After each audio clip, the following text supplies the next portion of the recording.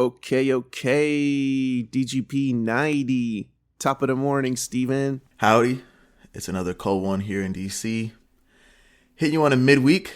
No Arsenal games this week, but there's some big news to cover, huh, KP?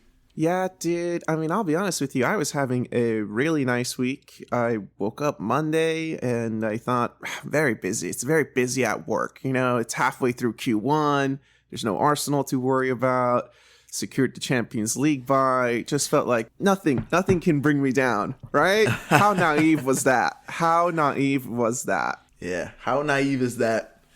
So we've had some Champions League games this week. We had Liverpool, Everton yesterday. That was a fun one. Yeah, we're just riding off into the sunset. Boys are in Dubai. Nice and sunny, good vibes. Snowy here in DC, but you know what? We ride through it. And then boom, a heartbreaker comes yesterday. I wake up to a text.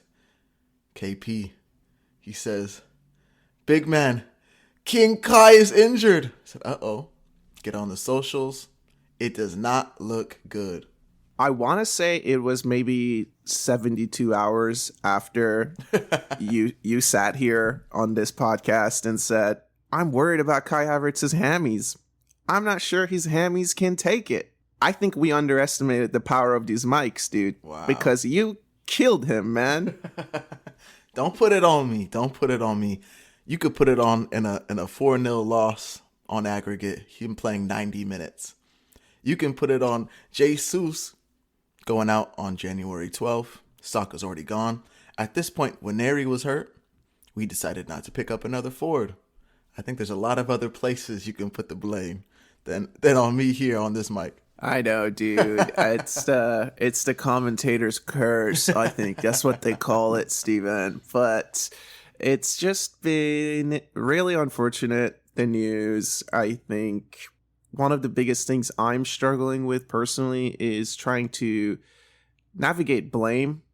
I don't really know where the blame goes, right? What I do know is a few episodes ago, you asked me if I was giving up, and I said, look, if there's no signing in January, that's the club giving up.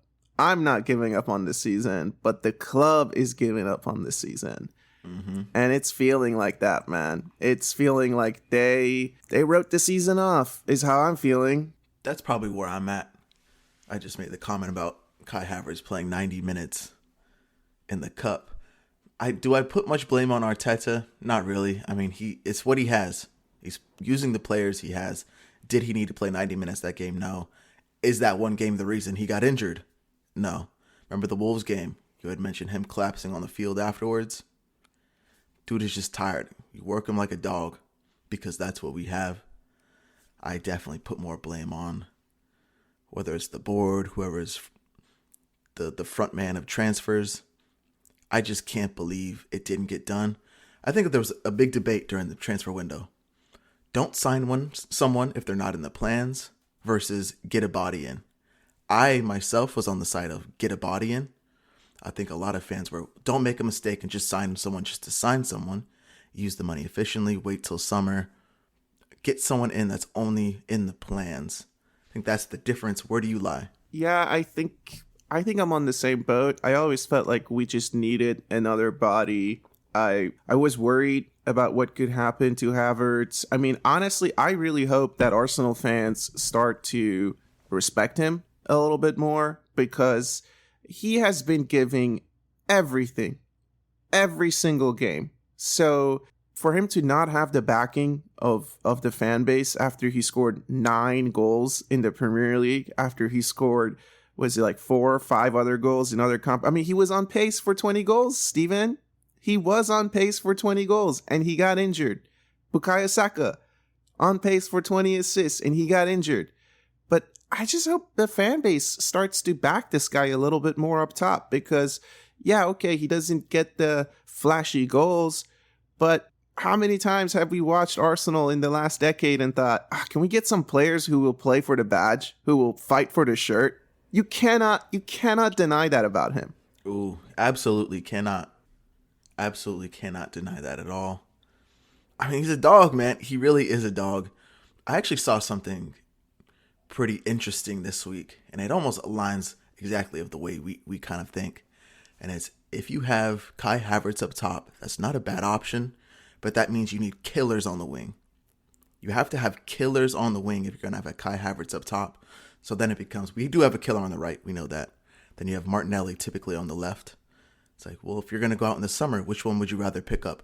Would I rather have a 9 to go in for Havertz or left wing to go in for Martinelli? I honestly would probably choose a left wing at this rate.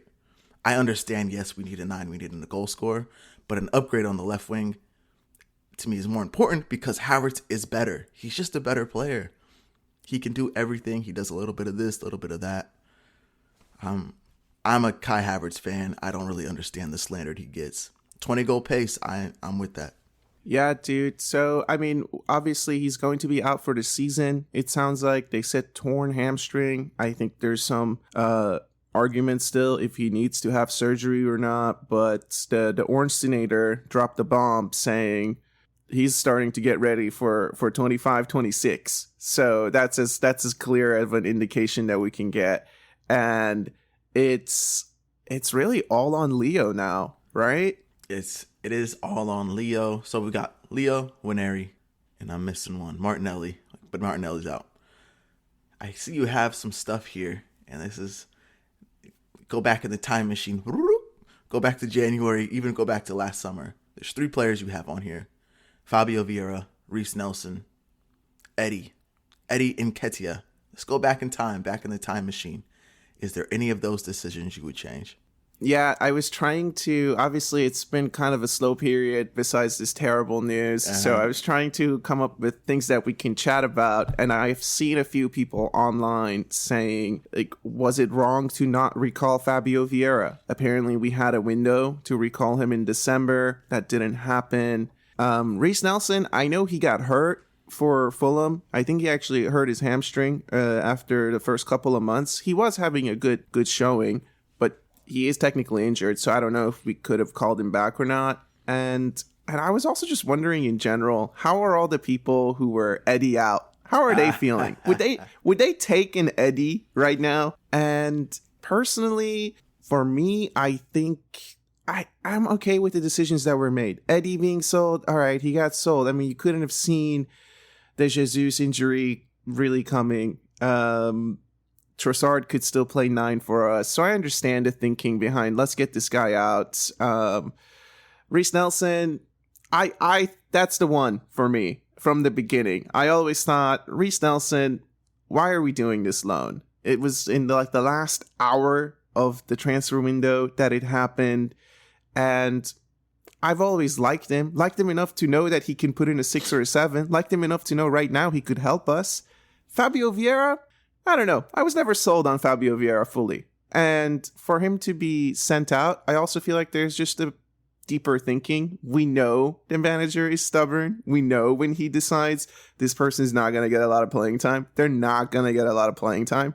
So he's probably looking at it and saying, nah, don't recall him. Like, there was a reason I said send him out. Yeah, Fabio Vieira, that's a no point. It is what it is. Didn't get any minutes for the past 2 years, really. I don't have any issues with that. The Reece Nelson one was always interesting because it did come on deadline day, yeah, or at least the last week of the transfer window. That was the interesting one because then you had to bring in Sterling.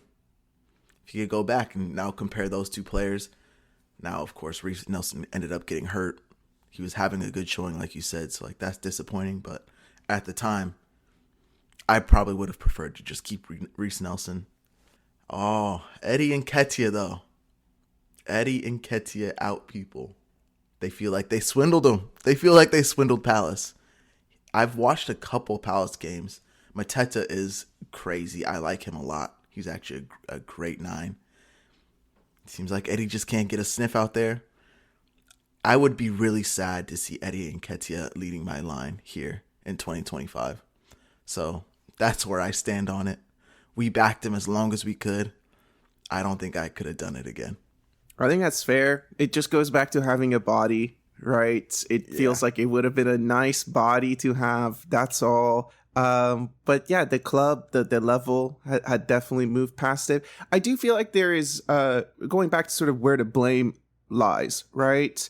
You look at the front line and you look at the injuries. Gabriel Martinelli, Kai Havertz, Bukayo Saka. Those are our three starting attackers, right? Yes. That's how the season started.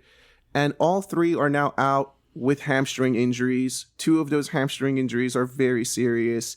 And I've sat here behind this mic multiple times saying, when you have a solid defense, when you have a Calafiori, when you have a Timber, when you have a big fucking Gabby, your wingers and your striker don't need to come back and help double. Why are we doubling? I understand that the winger has to come back if the outside back pushes up, because that is a 2v1. You have to come back.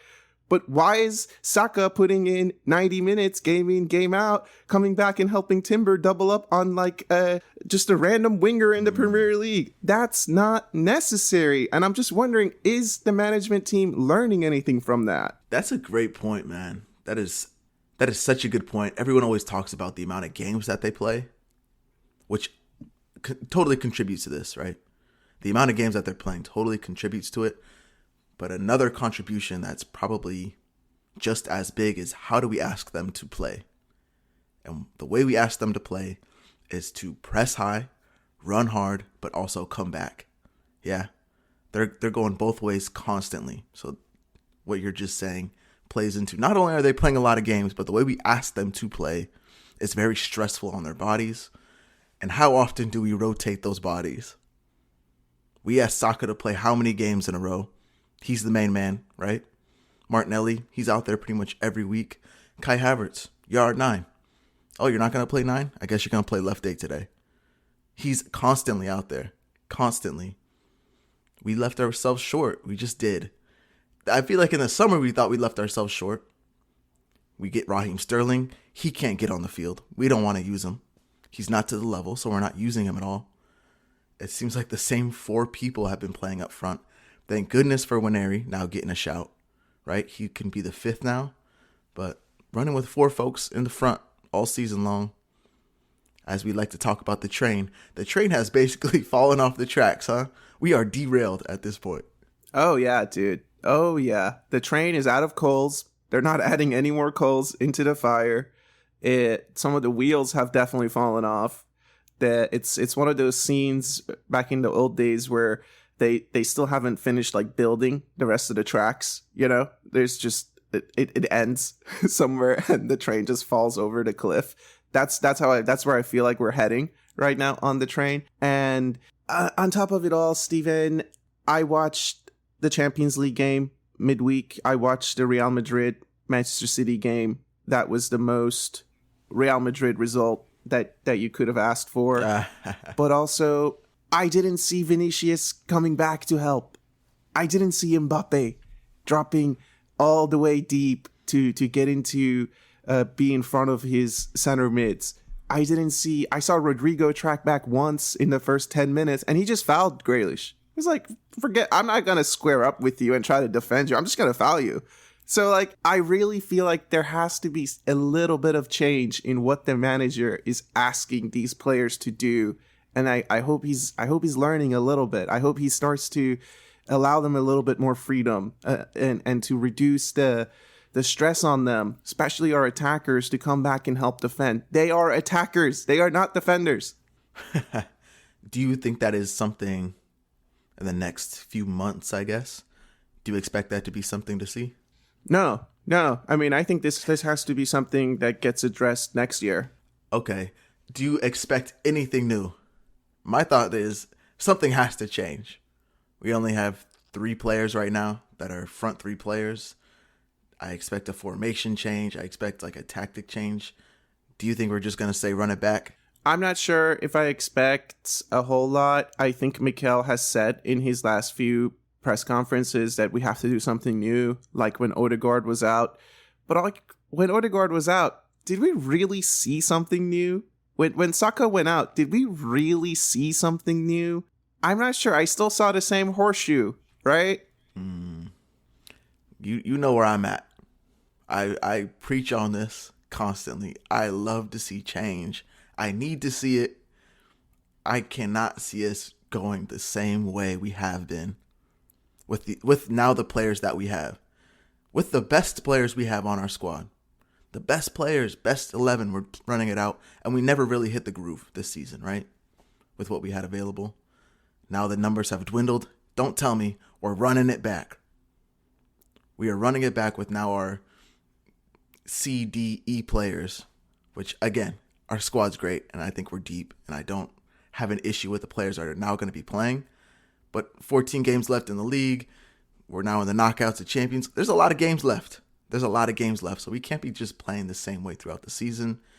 I love to think about that first season Arteta came in. Comes in halfway through the season. We end up winning the FA Cup. And in those FA Cup games, it was different. It was a different strategy. He said, it's these two competitions are just different. We're going to run 5 in the back here in the FA Cup. Different gameplay, even different players. I remember the Birdman playing at right wing back. Maitland-Niles, that was his spot. Right wing back in the FA Cup. And he was solid at it. Didn't really play in the league games, but in the FA Cup, he was there and he actually always had a good showing. I hope we try something different. We got Calafiori, Zinchenko sighting, maybe. A lot of people are giving Tierney left wing shouts. I wouldn't mind seeing some different looks. Yeah, people are saying maybe Mikel Merino goes up top. They're saying he's been identified as something. Honestly, we've said this a couple of times this season. Like, we'll do a little preview for the Leicester game, but I think it's mostly going to be predictions because it doesn't really matter the lineup that he puts out, dude. The team is so good. The team is deep. Yes, okay, the attacking line is struggling, so we have to come up with something. But I do feel like these next couple of months, everybody get ready. Get ready for a lot of 1-0 to the Arsenal. Get ready, because it's coming, bro. Get ready for Set Piece FC to rise the fuck up, dude. We're back. Hey, 0-0 game, 70th minute. Calafiori off the bench. Where is he going? Left center back. Big Gabby to the 9. Swing him in. Dude, I mean, we have to. I don't know what else we can do, man. We will see. I think there's a few things that are super exciting about this Leicester game at the weekend. For starters, I feel like this is so football, right? On Tuesday, we find out Havertz is out for the season. On Wednesday, Liverpool drop points to Everton, and suddenly that's their game in hand. We're officially 7 points behind. With 14 games left, the 7 points, it doesn't feel impossible, Steven. It doesn't feel... All we need is 2 draws. We don't even need a whole lot. Just 2 draws. And that's very possible. They had a complete breakdown on Wednesday. I don't know if you caught any of it. I did catch the second half. It was actually a fun game.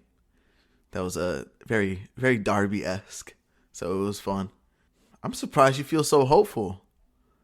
I still feel like the chances are very slim. I feel the chances are worse today than they were the last time we recorded, to be honest with you. That's how I feel. Yeah, the struggle with it is I'm confident in the defense. I see Benny Blanco's back. I see him in Dubai. I feel good about the depth we have on the outside back now with Waneri, with Calafiori, with Timber, with the 2 center backs that we have, with the goalkeeper, with the midfield that we have. I do feel like those players should keep games tight. They should keep us in control. But what you struggle with is a goal. If we concede, you're just not sure where the goal is going to come from for us. That's it. That's where I'm at. I just don't know who's going to be scoring the goals. And let's look at it. Let's look at some of the stats in the Premier League and try to make some predictions, right? I'm looking at our goals for the Premier League. Kai Havertz, obviously the leading goal scorer for the club. Everyone still wants him out. But hey, he's got 9 goals. He's out for the season. Gabriel Martinelli is sitting second with 6 goals. Good showing from him, to be honest with you. 6 goals is pretty good from Gabby. I think we wanted 10. So he's on pace for 10. But of course, he's going to be out for like a month or so, they're saying. So forget about it. Bukayo Saka sitting third with 5 goals. I mean, this is the stats that we have, Steven. This is why it's worrying about what's going to happen up top. And then our 4th leading goal scorer is Trossard with 4 goals. After him is Jesus, out for the season. He had 3 goals. And then it's Big Gabby with 3 goals. It's Winery with 3 goals. It's Partey with 3 goals. What's a little worrying is when you look at Martin Odegaard sitting 12 with 2 goals. When you look at Declan Rice sitting 14 with 1 goal. Those are a couple of players that you'd like to see rise up. But realistically, 14 games left. Trossard is on 4 goals. Can he score 6 goals in the next 14? You know I back that dude. I absolutely back him. We've seen him go on heaters before. I assume that he's going to take a lot of responsibility. That seems like the kind of player he is. I think he's going to have that weight on his shoulder. Almost, I'm not going to call it a weight like he's going to feel in the mud about it. Feel like he's going to be the one to blame. I feel like it's more going to be like a chip on his shoulder. Now's my time to shine. I'm that guy now. That's how I believe he'll be. Winery, I believe he'll get some input for us. My only worry about him, the way Newcastle played him. They gave him that star treatment. And that star treatment, he did not look good because they're doubling up on him. First time he's probably experienced it to this level. So we'll see about that. I don't know about like a Marino at 9. I assume that we're going to see some weird stuff going on. I just do. Trossard's going to get quite a few shouts at the 9. But there's going to be games where things need to change.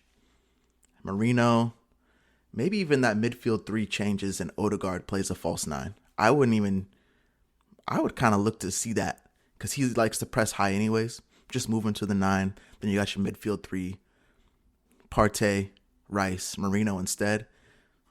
Like I said, there's some options to be creative.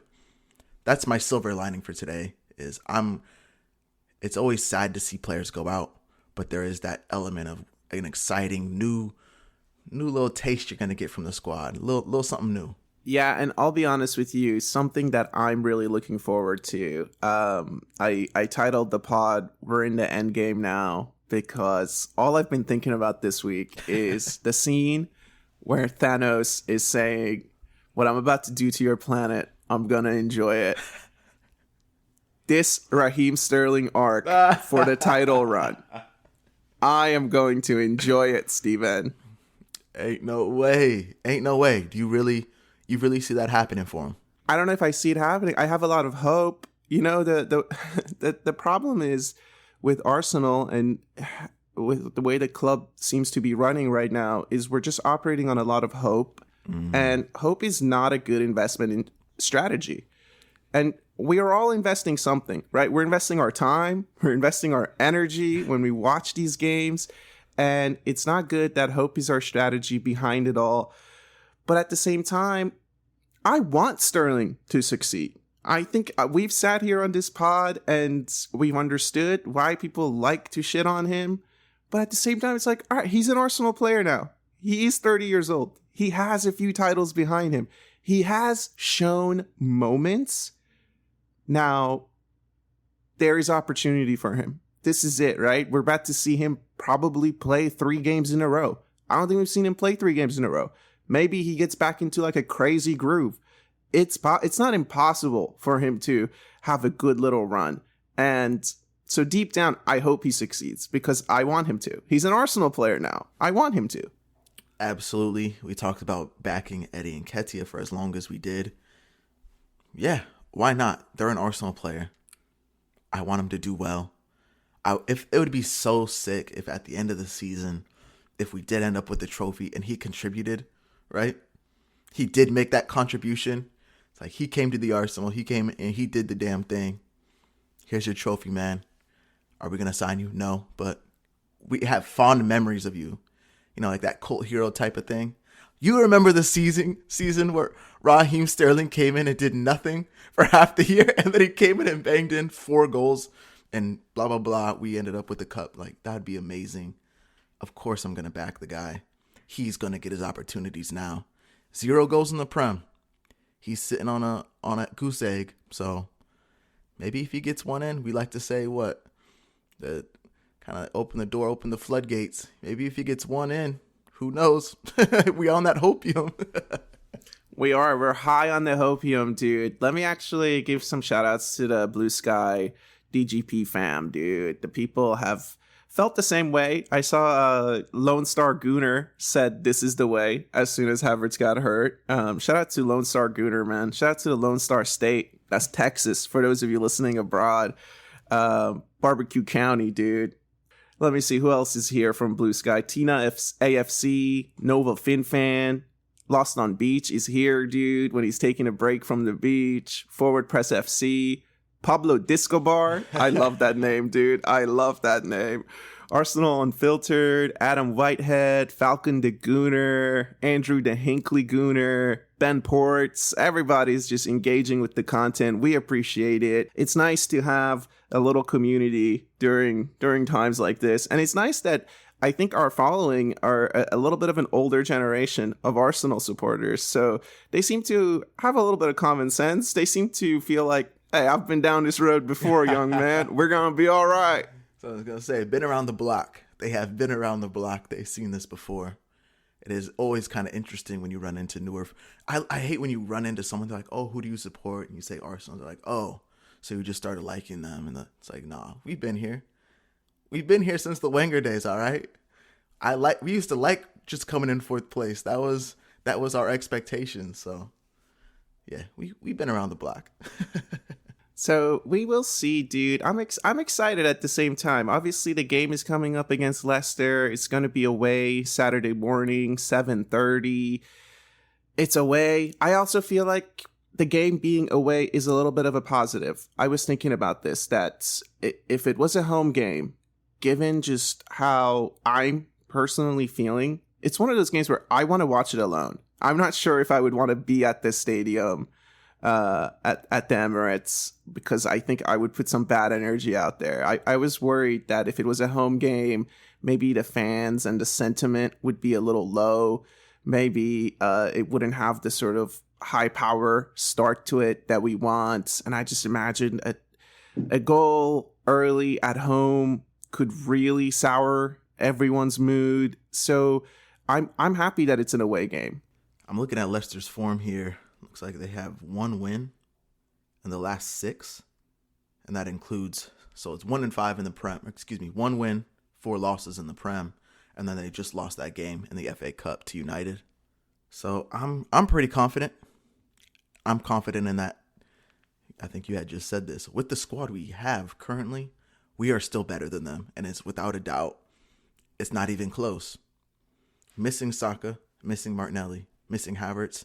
You would think that's really a time to go into a game like this and be worried, be scared. We're still better than them. I don't care. We have better players, so I expect the win. I'm gonna go ahead and give my big prediction here of a 3-0 game. Wow. I think we come out hot. I do. 3 goals, dude. Where are those goals gonna come from? They're coming. This is like the effect. I always say, like, your superstar effect. This happens in a lot of sports. Like here in the States, when like your best player in basketball, they leave, right? Like Luka Doncic, he left the Mavericks. Then the next few games, the players rise up to the occasion and they start balling. And eventually that effect wears off, but there's that effect of like your player gone, everyone has that chip on their shoulder. I'm going to prove myself. That's what I see for this game. People are going to rise to the occasion. 3 goals. Wow. I'm sticking with my 1-0. If you're listening to this pod and if you're subscribed, start expecting a lot of 1-0s from me, because that's the only thing I see boarding the train. We'll see. I think we'll see. I'm trying to think. We have a couple tough games coming up, like that United game. That's a 1-0 game. Oh, absolutely. I can see us walking in there, grabbing a goal. It is going to be a lot of parking the bus. That's what I see from us. Get it. If we can nick 1 goal, park the bus the rest of the game. Welcome to that Jose Mourinho ball. Turn the TV off. We're gonna need some early goals, dude, for sure. I think as these games wear on and it's 70th, 80th minute, I would start chalking some games off at ties. I think that's one of my biggest worries, is we've already had so many draws this season, that all of them have felt like losses. Mm-hmm. And this is just going to be the trend, I think. Hopefully not, but I'm worried that we're going to draw a couple of games, and that's enough. That's enough for Liverpool, like I said. Yeah, you hate to put out that negativity, but I believe last pod you said there are 7 games this season alone where we haven't scored a goal. 7. You can imagine that going up, right? Yeah, I think out of those 7, like 3 of them, we had Saka, we had Havertz, we had Martinelli, because I think it was Atalanta, it was Inter Milan, it was the first Newcastle game. So it wasn't that we even had these injuries. So now it's like, bro, if we can't score, we can't win the games. So this is a little bit of a worry. That's quick math for you. That's what you get on DGP, dude. Honest and the truth, man. But look, I mean, at the same time, I'm remaining a little hopeful, right? I think now that I think about it, I'm no longer holding the towel on the side of the ring. I think I'm holding the towel over the ring. I'm just holding it. It's ready to just be dropped, dude. But I look at Liverpool, they just dropped points. Their manager got sent off. Shout out to Michael Oliver, you crazy sick SOB. You did it again. You did it again. I think he sent 3 players off after the full-time whistle, which is funny. Doucouré, shout out to him for the shithousery. Straight over to the away fans, giving it to him big. Goodison Park, last derby game. Hey, we're not celebration police here. Do your thing. If that's how you feel, go for it. Absolutely not, dude. I've seen people online saying things like, look at these guys having a pitch invasion after an equalizer. Like, what a pathetic club. Bro, this stadium's 100 years old, big man. Like, what are you talking about? Gotta let him have it. Gotta let him have it. I am not going to be the celebration police. If that's how you feel, like, in all honesty, this is probably their best result of the year. Like, unless they end up going, they probably got knocked. Yeah, they did get knocked out of the FA Cup. But like, this is the best result of the year for them. The derby, it's at home. Late equalizer to the best team in the league. Take that. That's one in the trophy cabinet for them that they will always remember. They can always bring back to a Liverpool fan. Yeah, and look, it's nice that we play Saturday. They play Sunday. We're probably, I think, the second game, because I think there's a game on Friday. So if you need to set your fantasy league, make sure you do it before Friday. But when you look at it, if we can get a result against Leicester, and it's just a 4-point gap, and they are playing Wolves do need a result. Wolves are capable of some crazy shit, dude. So, but it's at Anfield, so I'm not going to get my hopes too high, but it's possible. I mean, Mateus Cunha, this is the perfect time for you to set a little message, right? This is the worry, Arsenal fans. We on the hopium over here. We really on the hopium. That's some crazy talk, KP. My expectation really is top 4 now. If we drop into that 4th spot, I'm not going to be mad. Those expectations have really dropped.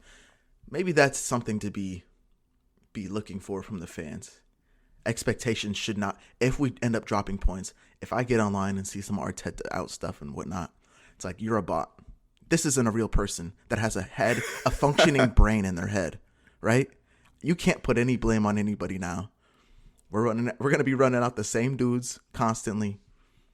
Don't give me that. If we end up falling in our places, I don't really care.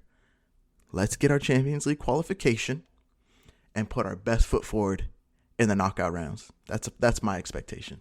Yeah, I'll be honest with you, dude. Blaming Arteta is crazy.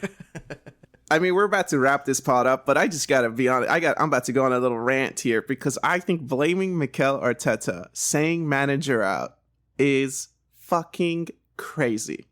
We didn't have Odegaard for 3 months. We haven't had Saka for 3 months. Those are our best attacking players. What the fuck are you talking about?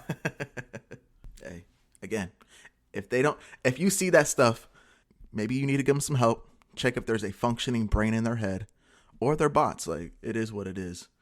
Stay off the socials. Take care of yourself. I love it. That's the message, guys. I think I'll spend some time editing and publishing this probably tonight, so everyone will be listening to it Friday, most likely. Do wish everyone has a nice weekend. We appreciate you spending time with us, and we will see you on the other side. Be easy.